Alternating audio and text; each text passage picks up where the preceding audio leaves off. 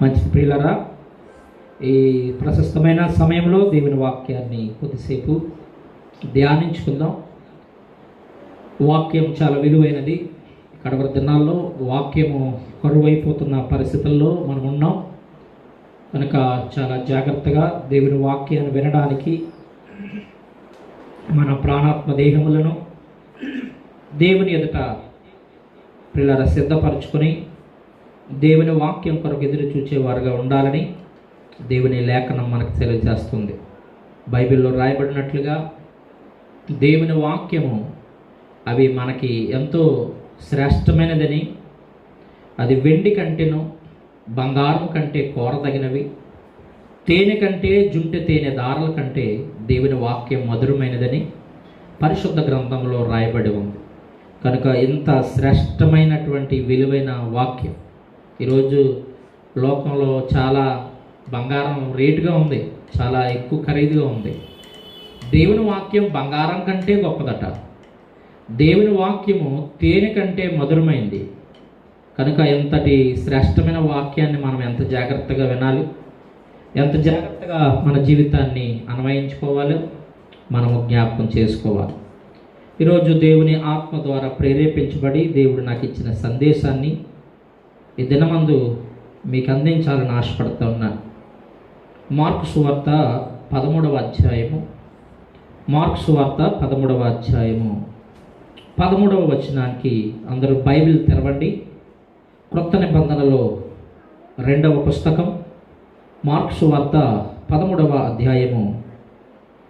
ప్రియులారా, దేవుని లేఖనములో 33వ వచనం, 13వ అధ్యాయము 33వ వచనం చదువుకో. జాగ్రత్త పడుడి, మెలకువగా ఉండి ప్రార్థన చేయుడి. చాలే. యేసు ప్రభువారు ఈ లోకంలో ఉంటుండగా ఆయన ప్రజలందరికీ బోధించినటువంటి గొప్ప బోధ ఈ మార్కు సువార్త 13వ అధ్యాయం 33వ వచనంలో ప్రభువే స్వయంగా ఆయన చెప్పిన మాట. ఏం చెప్పాడంటే ఆయన జాగ్రత్త పడుడి, మెలకువగా ఉండి ప్రార్థన చేయండి. ఈ రెండు మాటలు చాలా ప్రాముఖ్యమైనవి. నేటి సమాజంలో, నేటి పరిస్థితుల్లో ప్రజలు ప్రతిదానికి విరోధంగా జీవిస్తున్నారు. జాగ్రత్త పడండి అని ప్రభు చెప్పాడు, కానీ ఈనాడు ప్రజలు ఫస్ట్ భయపడుతున్నారు.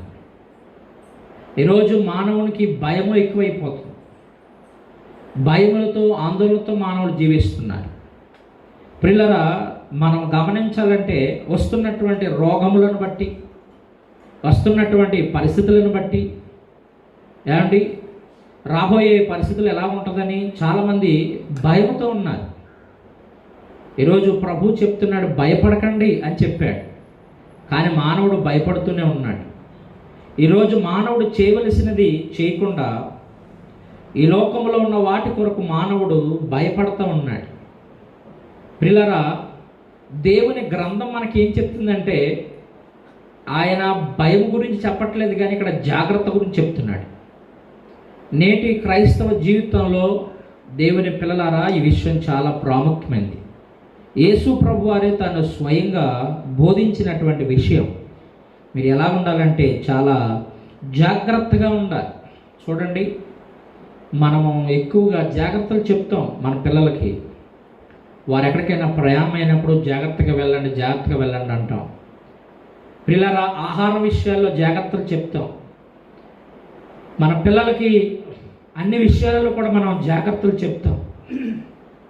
లోకపరంగా మనం అన్ని జాగ్రత్తలు తీసుకుంటాం. వర్షాకాలం వస్తే వర్షాన్ని తడకుండా జాగ్రత్తలు తీసుకుంటాం. ఎండాకాలం వచ్చినప్పుడు ఎండ బారిన పడకుండా జాగ్రత్తలు తీసుకుంటాం. ముందు ఏదైనా అవసరం ఉంటుందేమని మన అవసరాలకు ముందే జాగ్రత్త పడతాం. అన్ని విషయాలలో నేటి మానవులకి జాగ్రత్త పడుతున్నారు, కానీ ఈరోజు ప్రభు చెప్పిన జాగ్రత్త లోక సంబంధమైన వాటి కొరకు కాదు. జాగ్రత్త అది అవసరమే, అది ప్రతి ఒక్కరు కూడా కలిగి ఉంటారు. లోక సంబంధమైన అవసరాల కొరకు ప్రతి ఒక్కరూ జాగ్రత్తలు పడతారు. అది మానవులకి అవసరమే, కానీ అన్నిటికంటే దేని విషయంలో మనం జాగ్రత్త పడాలి? ఈరోజు దేవుని వాక్యం మనకి ఏ విషయంలో జాగ్రత్త పడండి అని దేవుడు చెప్తున్నాడు. ఈరోజు దేవుని ప్రేరేపణ బట్టి ఒక 3 సంగతులు మీకు తెలియచేయాలని ఆశపడతా ఉన్నా. ఏది సొంతమైన మాటలు కాదు, కానీ దేవుని వాక్యమే మనం చూసుకోవాలి. వాక్యం ఏం చెప్తే దాని ప్రకారం మనం నడుచుకోవాలి. అప్పుడు మనం ధన్యులు అవుతాం. దేవుని గ్రంథము దేని విషయంలో జాగ్రత్త పడమని చెప్తుంది? మొట్టమొదటిగా యెహోషువ గ్రంథము 23వ అధ్యాయం. యెహోషువ గ్రంథము 23వ అధ్యాయం 11వ వచనంలో దేవుని లేఖన భాగము ఇలాగా సెలవిస్తూ ఉన్నాడు. 11వ వచనం, కాబట్టి మీరు బహు జాగ్రత్త పడి మీ దేవుడైన యెహోవాను ప్రేమించవలెను అన్నాడు. ప్రియులారా, ఇక్కడ చక్కని వాక్యము దేవుని గ్రంథంలో రాయబడింది. దేని గురించి మనం జాగ్రత్త పడాలి? భక్తుడైన యెహోషువ ద్వారా పరిశుద్ధాత్మ దేవుడు రాయించినటువంటి వాక్యములో ఇక్కడ మనం చూస్తే యెహోషువ గ్రంథంలో 23వ అధ్యాయం 11వ వచనంలో మీరు బహు జాగ్రత్త పడాలి. దేంట్లో బహు జాగ్రత్త పడాలి అని మనం చూస్తే మొదటి మాట, నీ దేవుడైన యెహోవాను ప్రేమించుటలో నీవు జాగ్రత్త పడాలి. దేవునిని ప్రేమించుట విషయంలో అశ్రద్ధ చేయకూడదు. ఈరోజు చాలామంది లోకపరంగా అన్నిట్లో జాగ్రత్తగా ఉంటున్నారు, కానీ దేవుని ప్రేమించుట విషయంలో అజాగ్రత్త చూపిస్తున్నారు. ఈ మాట ఎందుకు హెచ్చరించాడు యెహోషువ? ఆ మాట చెప్తున్నప్పుడు అతని పరిస్థితి ఎలా ఉంది అని మనం చూస్తే 23వ అధ్యాయం 1వ వచనంలో నుండి మనము ఈ వాక్య భాగాలు మనం చదువుతుంటే, యెహోషువ బహు సంవత్సరములు గల వృద్ధుడైను. అప్పుడు అతడు ఇశ్రాయేలందరినీ వారి పెద్దలను, 2వ వచనం, వారి ముఖ్యులను, వారి న్యాయాధిపతులను, వారి నాయకులను పిలిపించి వారితో ఇట్లనెను, నేను బహు సంవత్సరములు గడిచిన ముసలివాడను. మీ దేవుడైన యెహోవా మీ నిమిత్తమే సకల జనులకు చేసినదంతయు మీరు చూసిరి. మీ నిమిత్తం యుద్ధం చేసిన వాడు మీ దేవుడైన యెహోవాయే.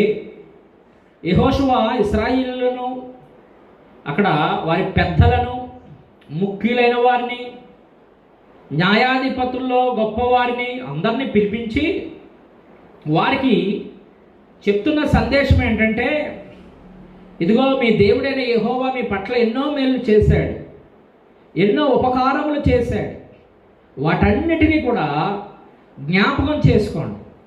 వాటన్నిటినీ జ్ఞాపకం చేసుకుని మీ పితరులైనటువంటి ఇశ్రాయేలు పట్ల దేవుడు ఏదైతే కార్యాలు చేశాడో వాటన్నిటినీ కూడా గుర్తు చేసుకోండి అని చెప్తూ, మీ పక్షమున దేవుడు ఎన్నో యుద్ధాలు చేశాడు, మీ పక్షమున దేవుడు బలమైన కార్యాలు చేశాడు. ఈరోజు మిమ్మల్ని బలమైన సూర్యులుగా దేవుడు నిలబెట్టాడు కనుక వాటన్నిటిని మీరు జ్ఞాపకం చేసుకోండి అంటూ 6వ వచనంలోకి వచ్చినప్పటికి అంటాడు, కాబట్టి మీరు మోషే ధర్మశాస్త్ర గ్రంథంలో రాయబడినదంతయు గైకుని అనుసరించుటకు మనసు దృఢం చేసుకుని ఎడమకు కానీ కుడికి కానీ దాని నుండి తొలిపోకుండా దేవుని ఎడల భయం కలిగి 8వ వచనంలో అంటాడు, నేను నేటి వరకు చేసినట్లు మీ దేవుడైన యెహోవాని మీరు హత్తుకుని జీవించాలి సుమా. ఆయన మాత్రమే హత్తుకుని జీవించాలి, ఆయనను వెంబడించాలి, ఆయనను విడిచిపెట్టకూడదు. ఆయనను వెంబడించుటలో, హత్తుకునటలో ఏమాత్రం కూడా అజాగ్రత్తగా కలిగి ఉండకూడదు అని దేవుడైన యెహోవా చేసిన కార్యమును అక్కడ మరి సేవకుడైనటువంటి యెహోషువ ఇశ్రాయేలులో ముఖ్యులైన వారందరినీ కూడా పిలిపించి వారికి జాగ్రత్త చెప్తున్న జాగ్రత్త ఏంటంటే, ఇన్ని కార్యాలు చేశాడు దేవుడు మీ పట్ల, మీరు ఒక పని చేయాలి. ఏంటంటే మీరు బహు జాగ్రత్త కలిగి దేవునిని ప్రేమించాలి. ప్రియులారా గమనించండి, ఈ మాట ఎంత గొప్పదో చూడండి.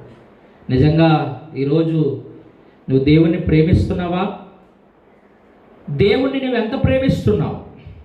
ఈనాడు మనుషుల్నే, లోకమునే ఎక్కువగా ప్రేమిస్తున్నావు. దేవుని బిడ్డలారా, దేవుని ఆకాంక్ష ఏంటంటే, మొదటి ఆజ్ఞ, దేవుని ప్రధానమైన ఆజ్ఞ, నీ దేవుడైన యెహోవాను ప్రేమించాలి. క్రొత్త నిబంధనలో దేవుడిచ్చిన ఆజ్ఞలలో మొదటి ఆజ్ఞ, నీ దేవుడైన యెహోవాను పూర్ణ హృదయంతో, పూర్ణ ఆత్మతో, పూర్ణ సత్యముతో ఆయనను మాత్రమే ప్రేమించాలి. ఇది దేవుడిచ్చిన మొదటి ఆజ్ఞ. కనుక ఆయన ఆజ్ఞలను మనం అనుసరించి నడుచుకోవాలి. ప్రేమించుట అంటే పిల్లల బైబిల్ చెప్తున్న సత్యం ఏంటంటే, మొదటి యోహాను పత్రిక 3వ అధ్యాయము 18వ వచనములో రాయబడి ఉంది. అక్కడ చూడండి, మొదటి యోహాను పత్రిక 3వ అధ్యాయము 18వ వచనం. అక్కడ లేఖనం ఈ విధంగా చెప్తుంది, కాబట్టి పిల్లలారా మాటతో కాక, దేవుని గ్రంథంలో రాయబడిన మాట మనం చూసినట్లయితే 3వ అధ్యాయము 18వ వచనంలో, చిన్న పిల్లలారా మాటతో కాక, నాలుకతో కాక, క్రియతోనూ సత్యముతోనూ ప్రేమించాలి. దేవుని ప్రేమించుట అంటే మాటలతో కాదు ప్రేమించటం. పిల్లరా, క్రియ కావాలి, పని కావాలి. యేసు ప్రభు వారు మనల్ని ప్రేమించాడు. ఎలాగ ప్రేమించాడు అంటే ఆయన క్రియ చేశాడు. దేవుడు లోకమును ఎంతో ప్రేమించాడు.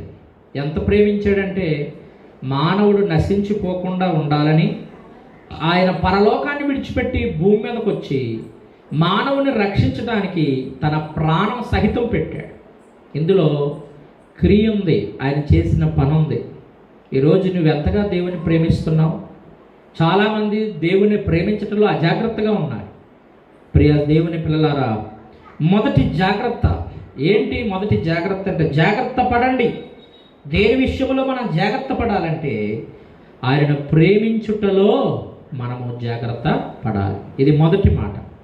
ఆయన ప్రేమించుట అంటే ఒకటి ఎలాగా? క్రియలతో ప్రేమించాలి, మాటతో కాదు, క్రియతో ప్రేమించాలి. మన ప్రకటన గ్రంథంలో చూస్తే అక్కడ అంటాడు, నీ యొక్క సహనము నేను ఎరుగుదును, నీ క్రియలను నేను ఎరుగుదును అంటాడు. మనం చేసే ప్రతి క్రియలు ప్రభు చూస్తున్నాడు. నువ్వు ఎంతగా దేవుని ప్రేమిస్తున్నావో ఆయన ప్రేమించున్న విధానాన్ని ఆయన చూస్తున్నాడు. ఈరోజు ఎవరైతే ప్రభుని ప్రేమిస్తారో వారికి దేవుడు గొప్ప ఆశీర్వాదాన్ని దయచేయబోతున్నాడు. ప్రియ దేవుని బిడ్డలారా, ప్రేమించుట అంటే అర్థం ఏంటంటే, అదే యోహాను పత్రికలో అంటాడు, ప్రేమించుట అంటే ఆయన ఆజ్ఞలను గైకొనుటే, ఆయన ఆజ్ఞలకు లోబడుటే. ఎవరైతే ఆయన ఆజ్ఞలకు లోబడతారో, గైకొంటారో వారు దేవుణ్ణి ప్రేమిస్తున్నారు. ద్వితీయోపదేశకాండము 20వ అధ్యాయము 6వ వచనంలో అంటాడు, నన్ను ప్రేమించి నా ఆజ్ఞలను ఎవరైతే గైకొంటారో వారిని 1000 తరాల వరకు కరుణిస్తాను అన్నాడు దేవుడు. నీ పిల్లలను ఆయన కరుణిస్తాడు. 1000 తరాలు కరుణిస్తాడు. 1000 తరాలు కరుణించాలంటే ఆయన ప్రేమించట్లో మనం జాగ్రత్తగా ఉండాలి. చాలామంది అన్నీ పొందుకున్నాక దేవుణ్ణి మర్చిపోతారు, దేవుణ్ణి ప్రేమించటం విడిచిపెట్టేస్తారు. బహు జాగ్రత్త సుమా. దేవుడు మరలా మనకి బోధిస్తున్నాడు, ఆయనను ప్రేమించుట మనకెంతో ఆశీర్వాదకరం. సామెతల గ్రంథంలో రాయబడి ఉంటుంది, నన్ను ప్రేమించేవారు నేను ప్రేమిస్తాను, నన్ను ప్రేమించేవారు నన్ను కనుగొంటారు. ఐశ్వర్యము ఘనతయు స్థిరమైన కలిమి వారి ఇంటద ఉంటుంది అన్నాడు దేవుడు. 91 కీర్తన 16వ చరణంలో అన్నాడు, అతడు నన్ను ప్రేమించుచున్నాడు కనుక నేను అతన్ని తప్పిస్తాను, అతడు నా నామమును ఎరిగినవాడు కనుక నేను అతన్ని గణపరుస్తాను అని దేవుడు వాక్యం చెప్తుంది. ప్రేమించే వారికి దేవుడు ఎన్నో ఆశీర్వాదాలు ఇవ్వబోతున్నాడు. కనుక ఎవరైతే ప్రభుని ప్రేమిస్తారో వారు, బైబిల్ చెప్తుంది యోహాను సువార్త 15వ అధ్యాయంలో, వారు నా స్నేహితులగుదురు అన్నాడు. కనుక అబ్రహాము దేవుని ప్రేమించాడు, యోహాను ప్రభుని ప్రేమించాడు. ఈరోజు మనము కూడా ప్రభుని ప్రేమిస్తూ ఆయన ఆజ్ఞలను గైకునే వారు ఉండాలని, జాగ్రత్త పడాలని ఈ మొదటి మాటగా మీకు తెలియచేస్తున్నాను. రెండవది, దేని విషయంలో జాగ్రత్త పడాలి చూడండి. 2వ పేతురు రాసిన పత్రిక 3వ అధ్యాయం 14వ వచనంలో రాస్తూ అంటున్నాడు, ప్రియులారా వీటి కొరకు మీరు కనిపెట్టువారు గనుక శాంతము గలవారై ఆయన దృష్టికి నిష్కలంకులుగాను నిందారహితులుగాను కనబడినట్లు జాగ్రత్త పడండి అన్నాడు. దేంటి విషయంలో జాగ్రత్త పడాలి? నేటి సమాజంలో ఉన్న మనమందరం దేవుని పిల్లలమైన వేటి విషయంలో జాగ్రత్త పడాలంటే, మొదటి మాట చెప్పాను, ఆయనను ప్రేమించుట విషయంలో జాగ్రత్త పడాలి. రెండవదిగా ఇక్కడ అంటాడు, ఆయన దృష్టికి నిష్కలంకులుగాను నిందారహితులుగా కనబడినట్లు జాగ్రత్త పడండి అన్నాడు. అంటే మనుషుల దృష్టిలో కాదు, మనుషుల దృష్టి వేరు, దేవుని దృష్టి వేరు. మానవుని దృష్టి వేరు, దేవుని దృష్టి వేరు. మనందరికీ తెలుసు బైబిల్లో. ప్రియులారా, దేవుని దృష్టి ప్రత్యేకమైంది. దేవుని దృష్టిలో మనము నిష్కలంకులుగా కనబడాలి. దేవుని దృష్టిలో మనము నిందారహితులుగా కనబడాలి. ఈ కడవరి దినాల్లో, ఈ భయంకరమైన దినాల్లో మన జీవితాన్ని మనం పవిత్రంగా కాపాడుకోవాలి. దేవుని దృష్టిలో నిందారహితులుగా మనం ఉండాలి. ఒకవేళ నువ్వు మనుషుల దృష్టిలో కనపడకపోయినా పర్వాలేదు, నువ్వు మనుషుల దృష్టిలో యోగ్యులుగా ఉండకపోయినా పర్వాలేదు, మనుషుల దృష్టిలో గొప్పవాడిగా ఉండకపోయినా పర్వాలేదు, కానీ మనం దేవుని దృష్టిలో మనం గొప్పవారుగా ఉండాలి. ఆయన ఆశించేది ఏంటంటే నిందారహితులుగా ఉండాలి, నిష్కలంకులుగా ఉండాలి. అలా ఉండడానికి జాగ్రత్త పడండి అని పేతురు రాసిన పత్రికలో రాయబడ్డారు. ప్రియులారా, గమనించండి, బైబిల్లో మనం చూస్తే ఆదికాండము 6వ అధ్యాయము 8-9 వచనాలు మనం చదివితే, ఆ కాలంలో నోవాహు, ఆదికాండము 6వ అధ్యాయము ప్రియులారా 8-9 వచనాల్లో మనం చూస్తే, అయితే నోవాహు యెహోవా దృష్టి యందు కృప పొందుకున్నవాడాయను. నోవాహు వంశావళి ఇదే. నోవాహు నీతిపరుడు, తన తరములో నిందారహితుడై ఉండెను. నోవాహు దేవునితో కూడా నడిచినవాడు. మరి దేవుని బిడ్డలారా, గమనించారు, ఇక్కడ వాక్యం చెప్తుంది, ఆ దినములలో నోవాహు కాలములో యెహోవా దృష్టికి, దేవుని దృష్టికి నోవాహు కృప పొందుకున్నవాడాయను. దేవుని కృప పొందుకున్నాడు. ఎందుకంట? నోవాహు గురించి బైబిల్ చెప్తుంది, నోవాహు నీతిపరుడు, నిందారహితుడు, అతడు దేవునితో నడిచినవాడు. ఇది ఎంత అద్భుతమైన మాట. అందుకనే ఆ కాలంలో లోకమంతా చెడిపోయి ఉంటే, ప్రజలందరూ దేవుని దృష్టికి చాలా ఘోరమైన స్థితిలో ఉంటే, దేవుడు ప్రజలను చూచి సంతాపపడ్డాడు, ఏడ్చాడని దేవుని లేఖనం చెప్తుంది. అలాగ సంతాపపడినటువంటి ఆ కఠోరమైన పరిస్థితుల్లో ప్రపంచమంతా ఉండగా దేవుని దృష్టిలో మాత్రం నీతిమంతుడిగా కనబడ్డాడు నోవాహు. ఎంత గొప్ప భాగ్యం! ఈరోజు దేవుని బిడ్డలారా, బైబిల్ సెలవిస్తున్నట్లుగా నోవాహు వలె మనము కూడా ఉండాలి. నోవాహు లాంటి దేవుని యెడల సాక్ష్యమును మనం కలిగి ఉన్నప్పుడు, నోవాహు నీతిమంతుడు కాబట్టి, తన తరమి వారిలో నిందారహితుడిగా ఉన్నాడు కాబట్టి, ప్రియులారా, బైబిల్ చెప్తున్న వాక్యం ఏంటంటే 7వ అధ్యాయం 1వ వచనంలో, యెహోవా ఈ తరము వారిలో నీవే నా ఎదుట నీతిమంతుడు అయ్యుండుట చూచితిని గనుక నీవును నీ ఇంటి వారును ఓడలో ప్రవేశించండి. నీవు నీతిమంతుడిగా ఉన్నావు గనుక నీవు నీ ఇంటి వారు ఓడలోనికి ప్రవేశించండి అని, ప్రియులారా, సాక్షాత్తు దేవుడే నోవాహును తన యొక్క కుటుంబాన్ని ఓడలో ఆహ్వానించాడు.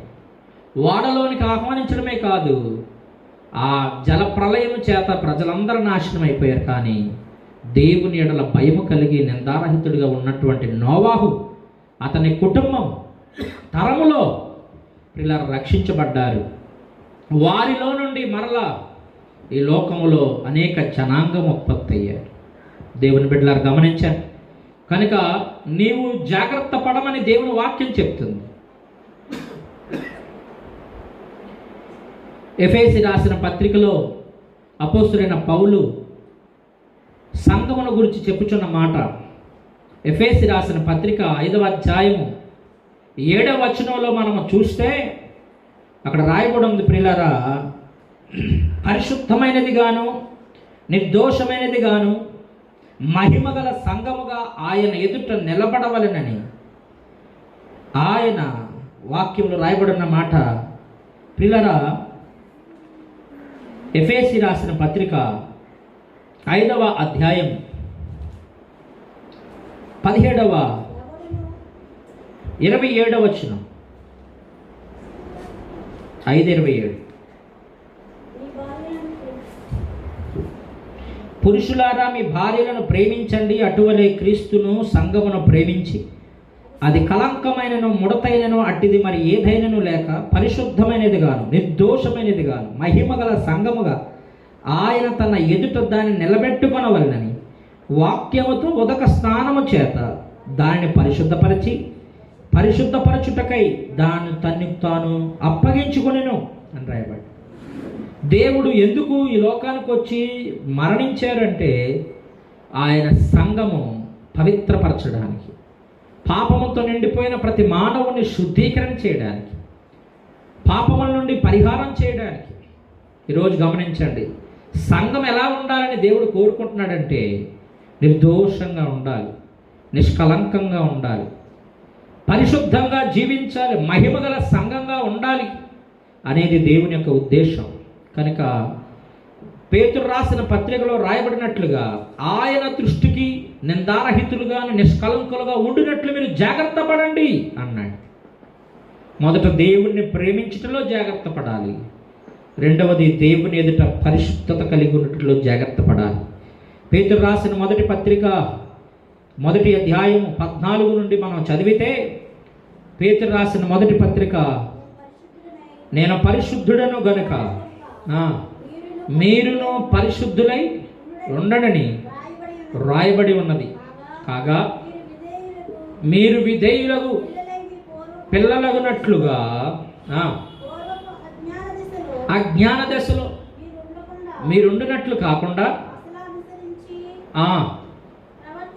లోకానుసారమైన ఆశలను అనుసరించి ప్రవర్తించకుండా మిమ్మును పిలిచినవాడు పరిశుద్ధుడై ఉన్నలాగున మీరును సమస్త ప్రవర్తన యందు పరిశుద్ధులై ఉండండి. ప్రియులారా, ఎంత అద్భుతమైన మాట. కనుక మనం నమ్ముకున్న ప్రభు పరిశుద్ధుడు కాబట్టి మనం కూడా పరిశుద్ధంగా ఉండాలి. సమస్త ప్రవర్తన విషయంలో పరిశుద్ధత కలిగి జాగ్రత్త పడాలని దేవుని లేఖన భాగం సెలవిస్తుంది. ఈ వర్తమానం వింటున్న ప్రియ సహోదరి సహోదరులారా, స్నేహితులారా, దేవుడు మనలను ఎంతగా ప్రేమించాడంటే మనం క్రీస్తు కొరకు పరిమళ వాసనగా ఉండడానికి మనల్ని ప్రేమించాడు. సంఘము దేవుని కొరకు పవిత్రత కలిగి జీవించాలని దేవుని లేఖనం చెప్తుంది. చివరిగా ఒక మాట, 3వ మాట నేను చెప్పి ముగిస్తా. దేవుని గ్రంథంలో 3వ మాట, జాగ్రత్త పడుడి అన్నాడు. ఏటి విషయంలో జాగ్రత్త పడాలంటే ఆత్మ సంబంధమైన విషయంలో జాగ్రత్త పడాలి. ఒకటి, దేవుని ప్రేమించటంలో జాగ్రత్త పడాలి. రెండవది, మనల్ని మనం పవిత్రంగా కాపాడుకున్నటలో జాగ్రత్త. మూడవదిగా హెబ్రీయులకు రాసిన పత్రిక 4వ అధ్యాయం 11వ వచనం చదవండి. హెబ్రీయులకు రాసిన పత్రిక 4వ అధ్యాయం 11వ వచనం చదువుతున్నారా? 4:11 చూడండి, అక్కడ రాయబడిన మాట. కాబట్టి అవిధేయులై అవిధేయత వలన వారు పడిపోయినట్లు మనలో ఎవడును పడిపోకుండా ఉండినట్లు ఆ విశ్రాంతిలో ప్రవేశించినట్లు జాగ్రత్త పడుదుము. ఎంత అద్భుతమైన మాట. ఆ దినములలో ప్రియులారా, అవిధేయత వలన వారు పడిపోయినట్లుగా మనలో ఎవడినో పడిపోకుండా ఆ విశ్రాంతిలో ప్రవేశించుటకు జాగ్రత్త పడాలి. ఈ లోకం మనకి శాశ్వతం కాదు. అశాశ్వతమైన లోకములో మనం జీవిస్తున్నాం. మన గమ్యం, మన ఆశ, క్రైస్తవ జీవితంలో ఉన్నటువంటి గొప్ప ప్రణాళిక ఏంటంటే మన ప్రయాసలన్నీ విడిచిపెట్టిన తర్వాత మనం విశ్రాంతిలో ప్రవేశించాలి. అదే దేవుడు మనకిచ్చే గొప్ప బహుమానం. అందుకనే ప్రియులారా, మత్తయి సువార్త 11:28 అంటాడు, ప్రయాసపడి భారం మోయుచున్న సమస్త జనులారా నా యొద్దకు రండి, నేను మీకు విశ్రాంతిని కలగజేస్తాను అన్నాడు. లోకములో ఉన్న విశ్రాంతి కాదు ఇది, దేవుడిచ్చే విశ్రాంతి. ప్రియులరా, ఈ విశ్రాంతిలో ఎవరు పడితే వాళ్ళు ప్రవేశించరు. ఇశ్రాయేలీయులు అవిధేయత వల్ల వారు పడిపోయారు. అవిధేయత వల్ల వారు పడిపోయినట్లు మీరు అలా పడిపోకండి. మీరు విశ్రాంతిలో ప్రవేశించడానికి మీరు విధేయత కలిగి చాలా జాగ్రత్త కలిగి ఉండాలని దేవుని లేఖనం చెప్తుంది. ఎందుకు అంటే దేవుని ప్రజలకు దేవుడు 4వ అధ్యాయంలో అక్కడే 9వ వచనంలో అంటాడు, కాబట్టి దేవుని ప్రజలకు విశ్రాంతి నిలిచి ఉన్నది. దేవుడు మన కోసము విశ్రాంతి నిలిచిపెట్టాడు. ఆయన ప్రజలకిచ్చే గొప్ప ఆశీర్వాదంలో ప్రధానమైన ఆశీర్వాదం ఏంటంటే ఆయన ద్వారా మనకి విశ్రాంతి దొరుకుతుంది. అది ఎవరు ఇవ్వలేరు. ఈరోజు ప్రభు చెప్తున్న మాట, ఆయన ప్రజలకు విశ్రాంతి నిలిచి ఉంది. ఆ విశ్రాంతిలో మనం ప్రవేశించాలంటే అవిధేయత మనలో ఉండకూడదు, విధేయత కలిగి ఉండాలి. దేవునిలో మనం విధేయతగా ఉండి దేవుని మాటకు విధేయత చూపితే తప్పకుండా మనం ఆ విశ్రాంతిలో ప్రవేశిస్తామని దేవుని లేఖనం బట్టి మనము తెలుసుకుంటూ ఉన్నాం. కాబట్టి విశ్రాంతిలో ప్రవేశించాలి. అందుకనే ప్రకటన గ్రంథం 14వ అధ్యాయం 13వ వచనంలో, ఇప్పటి నుండి ప్రభునందు మృతినందున మృతులు ధన్యులు అని రాయమని పరలోకములో నుండి ఒక గొప్ప స్వరము చెప్పగా వింటిని. ఎందుకంటే వారు తమ ప్రయాసములు మాని విశ్రాంతిలో ప్రవేశించారు. ఈ లోకమంత ప్రయాస, ఈ లోకములో ఎన్నో ఇబ్బందులు, ఇరుకులు, సమస్యలు, రోగాలు, ఎన్నో పరిస్థితులు మానవుడు యాత్రలో ఉన్నాయి.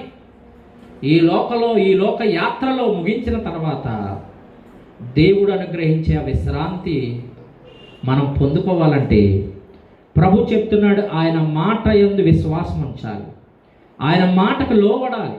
ఎవరు ఆయన మాటకు లోబడతారో, ఎవరైతే ఆయన యందు విశ్వాసం ఉంచుతారో దేవుడు వారికి విశ్రాంతిని దాచిపెట్టాడు. లూకా సువార్త 16వ అధ్యాయం 25వ వచనంలో యేసు ప్రభు వారు మనకి ఒక గొప్ప ఉపమానం చెప్పారు. ఒక ధనవంతుడు ఉన్నాడట, ఒక దరిద్రుడు ఉన్నాడు. ధనవంతుడు అతడు ఈ లోకములో ఉంటుండగా తనకిష్టమైన మట్టుకు అతడు సుఖపడ్డాడు. తనకిష్టమైనంత మట్టుకు చాలా సుఖమును అనుభవించాడు తన ధనాన్ని బట్టి. కానీ అక్కడ లాజరు అనే ఒక బేదవాడు ఉన్నాడు. ఆ లాజరు ఈ లోకంలో ఎన్నో శ్రమలు అనుభవించాడు, తన ప్రయాసలు ఎన్నో పడ్డాడు. ప్రియులారా, మనం చూస్తే 25వ వచనం చదవండి. లూకా సువార్త 16వ అధ్యాయము 25వ వచనంలో అక్కడ రాయబడి ఉన్న గొప్ప మాట ఏంటంటే, చూసారా? లూకా సువార్త 16వ అధ్యాయము 25వ వచనం. తీయమంటే అంటే తీసేసుకోక రెడీగా ఉందా?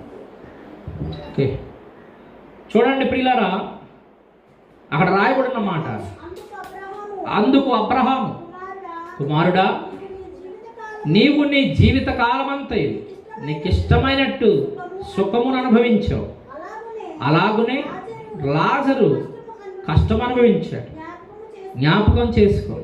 ఇప్పుడైతే అక్కడ లాజరు ఏం పొందుకున్నాడట? నెమ్మది పొందుకున్నాడు. చూసారా?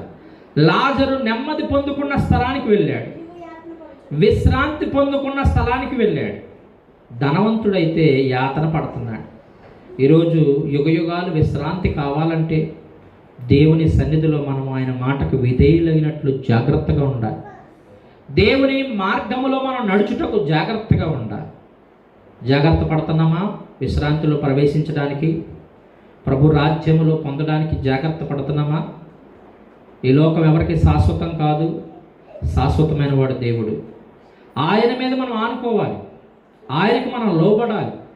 అవిధేయత మనలో ఉండకుండా విధేయత కలిగి మనం జీవించాలి. 3 విషయాలు చెప్తున్నాను. జాగ్రత్త పడండి అన్నాడు మార్కు సువార్త 13లో. మెలకువగా ఉండి ప్రార్థన చేయండి అన్నాడు. జాగ్రత్త పడుడి, మెలకువగా ఉండి ప్రార్థన చేయండి. కనుక ఆయన ప్రేమించటంలో జాగ్రత్త పడాలి, మొదటి మాట. రెండవది, మనం నిష్కలంకంగా నిందారహితంగా ఉండడానికి, ప్రభు ఎదుట నిలబడడానికి జాగ్రత్త పడాలి. మూడవది, విశ్రాంతిలో ప్రవేశించడానికి మనం జాగ్రత్త పడాలి. ఈ 3 మాటలు